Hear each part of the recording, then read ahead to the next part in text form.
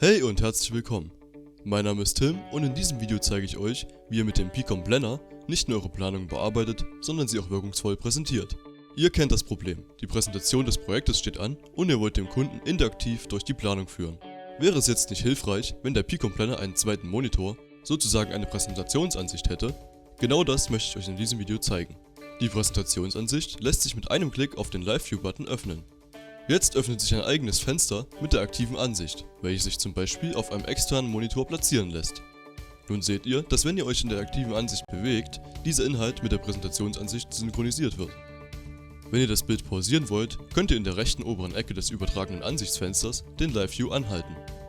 Das ist praktisch, wenn ihr Änderungen vornehmen wollt, die für den Zuschauer nicht sichtbar sein sollen oder einfach um das Bild wirken zu lassen.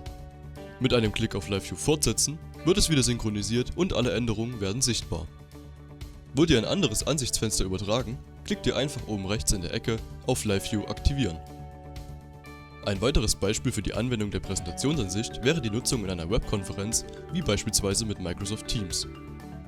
Wollt ihr Inhalte über Teams präsentieren, habt ihr die Möglichkeit, mit dem Button oben rechts euren gesamten Bildschirm oder nur ein einzelnes Programmfenster zu teilen. Der Live View liegt als eigenes Fenster vor und lässt sich somit auch sehr einfach übertragen. Nun könnt ihr mit dem Picom Planner alles steuern und in der Übertragung ist nur der aktuelle Inhalt aus dem Fenster des Live Views zu sehen.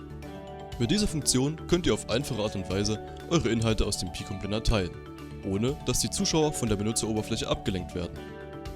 Ich hoffe, ich konnte euch mit diesem Video weiterhelfen und dass ihr gleich in eurer nächsten Präsentation den Live View verwendet. Danke für eure Aufmerksamkeit und bis zum nächsten Mal.